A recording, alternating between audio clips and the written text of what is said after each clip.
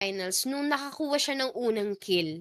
Andun yun, Mm. eh, 'di ba, yung mga threat na panggagalingan 'pag yung YSS, it is very harmful lalo na yung, kati factor niya. But when we talk about yung advantage at the early stage dapat meron yung isang YSS, hindi pa natin siya nakikita at the 2-minute mark.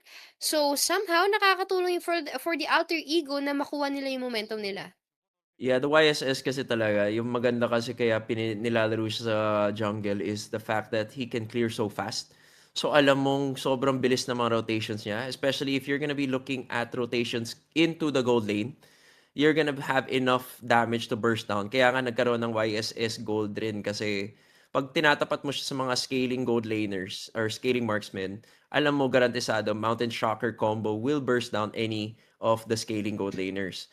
Pero habang naghihintay nga tayo dun sa clear time at pathing ni Justinian sa kanyang YSS, nakapuwesto na si Afan para sa turtle objective na ito. Eto na yung first turtle. Tatlo yung kokontra dito. Ang aga ng talon doon for a fan. Hindi nila mahahabol. Black Dragon form ay malalabas na but Justinian will take out a fan.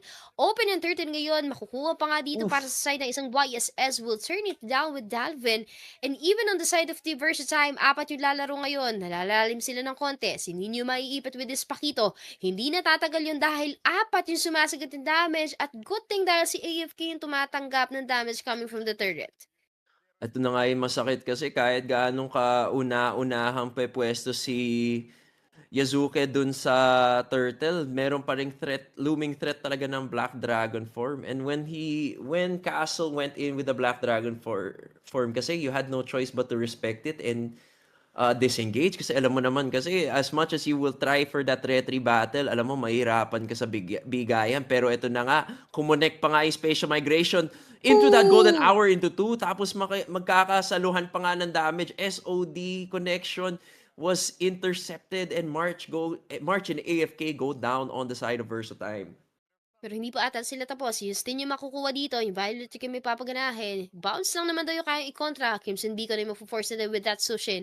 Direct ibalik mo sa taas dahil yung apat na yung magkoconnect-connect. Si Justin yung makakakuha ng kill. Si Afan yung mawawala sa mark nila. Nakuha man ni Afan si March, but definitely that bounty will kick back into the hands of the YSS with the Justinian. Ito nga yun na yung sinasabi natin kanina na you mentioned, Shake, na kailangan talaga makakuha ng early game kill si Justinian on that YSS and true enough, nagagawan nga niya ng paraan and nandito na nga, dinadive na nga nila si Arfi dito sa kanyang Torre. Blazing Duet used surviving and giving him enough shield to get out of there safely. Pero ito naman si Alec trying to make sure na hindi na makakakuha ng plate gold si Mark. Pero medyo masakit na nga 'to kasi we are looking at a 301 YSS. So you know that it's gonna be a threat or something you have to address in the early game kasi alam naman natin how fast this farms kasi 2 levels above na nga siya versus the Guinevere. So you know the retry battle is gonna boil down to the numbers game. Kailangan muna nila makakuha ng pick-offs, kailangan nila maganda yung kanilang map state before anything goes. Gumagana naman yung diskarte ni Dalvin again for that Kimi. Maganda yung record ng Kimi niya. Nakita natin yun into the game number 1. But another turtle will be up. Black Dragon yung force dito. Gagawa ng places sina Castle. Kakainin nila yung mapa dito sa gitna ng isang pagong. Magbabawian sila. Crimson Beacon will be forced. Justin yung makakapag-retribution ng isang turtle. Pero bagana ngayon yung alter ego para ilalim yung laro nila. Si Oof! Dingra yung makakakuha Ay, ng ang kill. ganda. Yung mapipicturan do'n, dalawa yung magkokontra, babawi muna ng konti sila AFK, Dingaray will take it as a double kill for its marksman dealer Claude. And just like that, Versatile yung mapapa-back off, nakuha man nila yung turtle, pero I think it's a good trade dahil si Dingaray yung nakakuha ng kill do'n. Napakaganda ng kanilang connection dun, Arfi and Alec connection. Ang ganda ng golden hour na ginawa niya into that blazing duet. Sinigurado ni Arfi na hindi siya mapapasama dun sa kaniyang golden hour. And that is what actually gives them that opportunity to get ahead in this game again. 1,000 gold lead on the side of Alter Ego and judging by the gold score, lumalamang na si Arfi kahit na si Justinian ang lamang right now. Si Nino yung bibigyan. Petrify use, pero Mountain Shocker to follow up with that burst damage. 4-1-1 on the side of Justinian. Pero ito na nga yung nakikita natin. Talagang hindi sila makakaanggulo kasi laging nakapwesto si Ooh. AFK para mga connect at bigyan. No surprises on the side of Alter Ego. Mawawala dun si Dalvin and even naman, para kay Afani mawawala din sa kamay ng YSS ni Justinian. Grabe yung sagutan dito the first time in Alter Ego, hindi sila nagpapahingang dalawa. If nabasag man yung top turret mula dun sa kamay ng isang Cloud with Dingaray, mababasag naman ni Castle yung bottom turret ng Alter Ego mula dun sa baba. And just like that, di ko pa nakikita ng another good picture with that golden hour si Alexander. And ngayon ko nakikita yung potential ng isang YSS na with Justinian. Ang hirap din pala siyang migit na talunan for the Hmm. Guinevere kasi magiging present yung orb or yung bola na linya nun ng talo ng Guinevere. Automatically kaya mo pa siyang iwasan eh. Hanggat hindi pa lumalapag yun dun sa ulo mo. But this time, nakikita natin yung threat with the 5 kills of the YSS but mukhang napapabayaan ata din ng Versatime ang isang Claude lalo na't papasok mula dito sa may likod. Ayun na nga with that Fatal Links. Pero dahil sa Fatal Links, nagmintis yung SOD Uy! versus Castle with that Dragon Form. Pero siya pa ata yung masusuklian at mabibigyan. Triple kill? Si RP pala, yun nandun. Nakumonek pala si March, naglakad all the way down. Pero it was too little too late right now. Alter Ego has the advantage because they were the ones in the number game. This is 4v2. And mukhang makaka-purify pa naman dun sa Traction Pulse si March pero tuloy pa rin yung pressure pero ito na si RP nagpa-farm up adding to that kahit 0-2-5 si Hijume, the crowd control that he just delivers and offers is what's giving him impact in this game. Alam mo, sobrang lala ng binibigay dito ng Alter Ego. Masyado nagfo-focus yung Versatile pagdating sa Guinevere ni Afan na hindi nila nare-realize na napapabayaan nila yung Claude ni Dingaray. Eto na naman tayo, 7-8 minute mark rather of the gameplay. Si Dingaray yung nakakakuha ng kills. 5 kills for this Claude. Wala siyang record ng deaths. 2 assists yung meron sa kamay niya.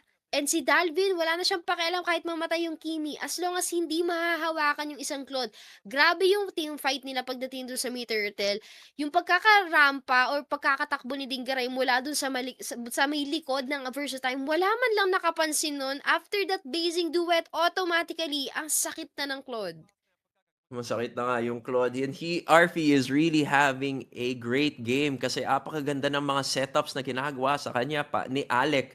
And ayun na nga, napakaganda. Kung nakaka-pick off rin si Yazuki, apakaganda, apakalinis yung spatial migration into Violent Requiem talaga. Pero yun nga yung trabaho ni AFK, making sure that Yazuki, si Afan ay hindi makakuha ng magandang anggulo para lang makakuha ng pick-off na yon. Siya yung target talaga ng Fatal Links ni AFK para siguraduhin na hindi matutuloy at mastastakan ng skills ang setup na yon.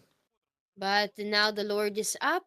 Lalapit ngayon si Justinian. Si Afa naman yung nakaredy dito para hindi malapitan ng isang Claude. Kay Dingaray maiiwan ngayon yung Lord. Black Dragon form will be forced. Eto na yung Mountain Shocker. Ito-drop na agad for the ultimate of the YSS. Oof! Si Kojiki makakakuha ng kill. Si Afan yung mawawala. But a blazing duet again for Dingaray will try to take it down. Papasok siya sa loob ng turret. Makakaawas pa nga dito yung isang Claude. Mararamdaman naman ng Versatime yun. 4-4 ang magiging labanan. It's Castle over Afan yung naging trade doon. But that was a good point dahil again, si Dingaray na naman yung nakakuha ng kill doon. Si RP nga yung humahawak pero eto na naman medyo risky yung nilalaro nilang puwestuhan pero eto na hinintay lang nila si Yazuki makabawi, makahabol at mukhang magko-connect at itutuloy na nila 'to. They have the vision on AFK. Alam nila kung saan siya potentially magfi-fatal links pero mukhang magdi-disengage na lang siya with that perfect match and the first Lord goes to the side of Alter Ego. Medyo mahirap 'to, 10 minute mark of the gameplay. Lamang ng isang kill ang Versatime. Even on the money naman ay makakalamang ang Alter Ego. But the Lord will march dito sa may bottom lane. Aarangkada na nga. Meron pa namang Wave of the Crypts na kayang dumipensa para sa side ng Versatile. Pero again, Miggy, ano ba nangyayari dahil kahit anong gawin ni Justinian and even on the fatal links ng isang version for AFK, parang hindi nagiging enough yun dahil nakukuha man si Afan, but yung trade na nanggagaling with Dengaray ay hindi natatapos. Ayun kasi yata yung parang natuto na yung Alter Ego. They were able to learn about how AFK plays his Atlas. Kasi Ngayon medyo hindi na niya ma-utilize or, magamit mala pang-pick off yung Fatal Links niya kasi alam nila na nagba-body system na yung Alter Ego kaya sigurado kung makaka-Fatal Links man meron agad makaka-respo. Kaya ngayon parang pinapakita ngayon, yung inuuna na yung yung Black Dragon form kasi nakikita na natin na parang kina-scatter niya, from that scatter, maybe look for someone to force a Purify on, tapos dun napapasok si AFK para maka-Fatal Links. But speaking of the Fatal Links, gagana ulit yung picture doon sa may gitna. Eto na yung ultimate. Si March yung makakakuha kay Afan doon.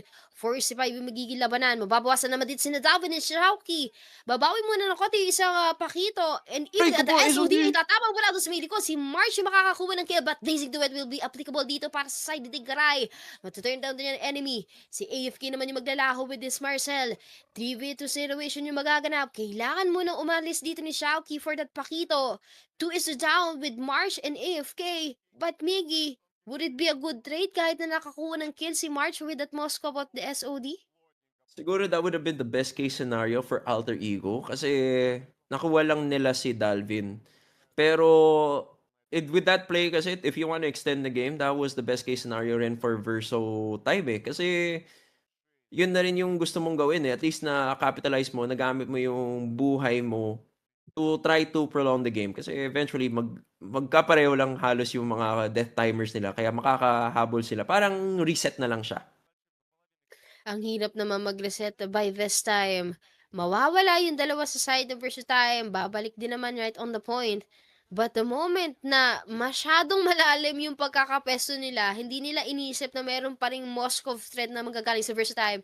And speaking of the threat, yung Fatal Links ay magkoconnect pa rin naman with Verso AFK, but hindi pa rin enough yung para sabihin lalo na't meron ng pausbong na another set of the Lord para sa side ng Alter Ego.